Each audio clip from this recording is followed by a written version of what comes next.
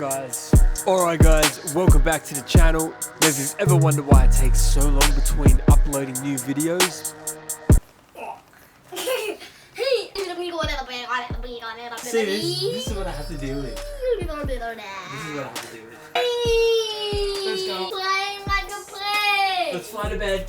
No!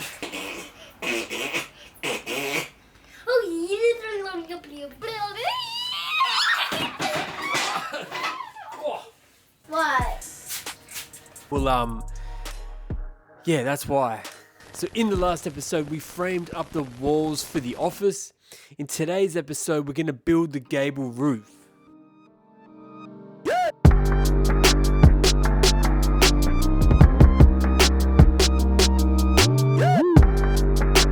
Now, I'm not going to lie, I've been hanging for this.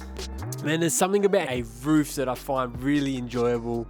It's definitely not my specialty, so I really just enjoy the challenge of the whole thing. So the goal is to build a 22.5 degree gable roof. We're going to build the frame and then we're going to sheet it. So the materials for a build like this, for the rafters we're using H2 treated pine. For the ridge beam we are using a 200 by 45 LVL. We're using 70 by 35 H2 for the battens. There's also going to be strapping, batten screws, 90mm framing nails, anti-comp blanket, clip lock roofing with the brackets that come with that system, fascias and gutters. Now all my roofing, fascias and gutters and flashings, they're all in Monument Matte. Alright, so first thing is first we need to install the ridge beam. Now this is the LVL that spans the long run of the building and we need to figure out what height to set it at. So let's bust out the calculator for this one. So when building a 22.5 degree roof, there needs to be 414 millimeters of rise per meter. So what you want to do is calculate your half span. So to get the half span, we want to take the width of the building, which is 4242. Then we want to divide that by 2, which is 2121. Catchy numbers. So our half span is 2121. This is obviously all in millimeters.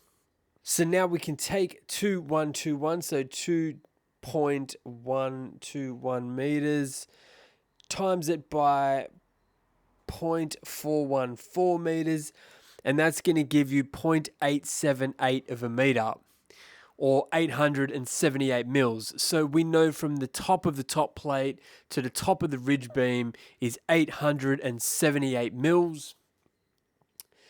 Then what you want to do is subtract the depth of your ridge beam.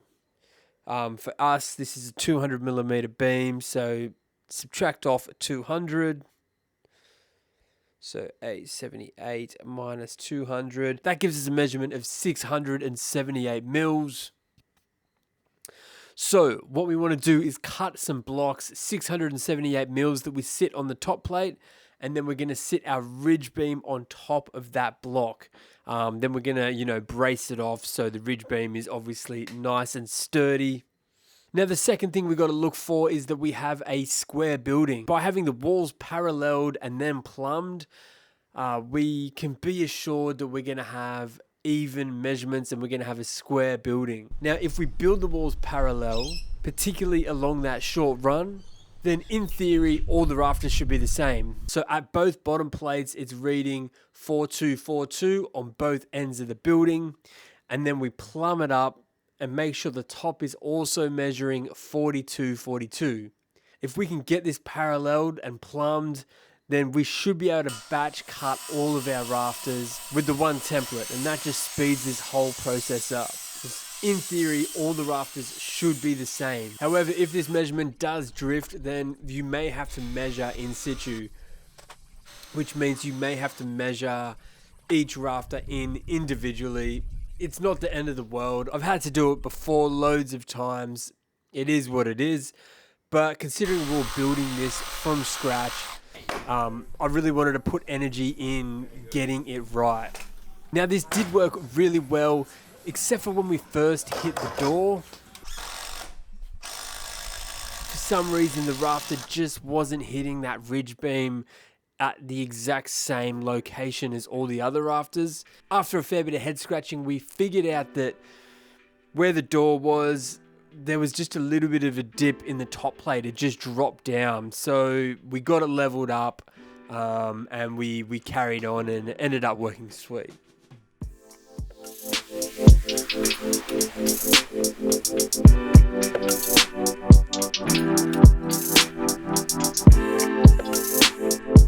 You know, little mistakes like that is not really the end of the world. And next time we go to build this type of structure, I will be double checking that to make sure we don't do that again. Alright, so after the rafters comes the strapping to brace it all, and then the battens. Now we use this strapping with tensioners from the ridge beam all the way down to the top plate, basically like in a 45-degree angle or close to that. Stiffen the whole thing up super quick. In other parts of the world, like the US for instance, they will often just ply or OSB the roof, and that essentially does the same thing. You're locking in all those rafters. But yeah, this is a much more cost-effective way of doing it. So once it was all braced, then we put in all of our battens. This is the 70 by 35 millimeter timber. I generally space them at around 800 centers. With clip lock, you can push your battens right out. You don't need anywhere near as many battens. You can sort of get away with about a 1.5 meter span between battens. However, I just prefer to throw a few extra in just so when we're walking on the roof we don't end up denting it. You do see the whole roof line from the backyard, and it would drive me absolutely mad if there was like a big dent in the side because I didn't want to pay for, you know, like 2 extra lengths of timber. And then finally we are on to installing the roof sheets. We fitted the fascias and gutters first, got them in nice and straight, got enough fall for the gutters. We used this really nice, almost industrial looking half round gutter. And then yeah, it was on to the clip lock roofing. Now this is clip lock, also known as speed deck. Yeah, as I said, and as I mentioned earlier, it's all in the Monument matte color. Basically screw down the clips to the battens. You just step on the roof sheets and they clip into place. They're all cut to size, so there was no cutting on site necessary.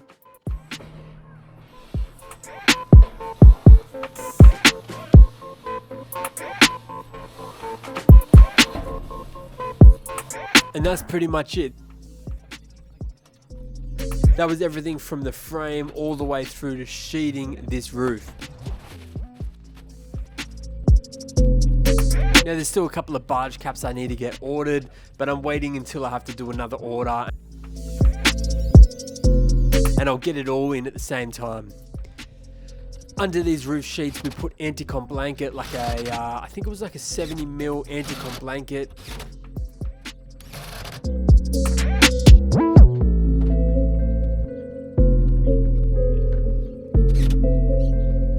As the name would suggest, it stops condensation from forming at a dew point on your roof sheets.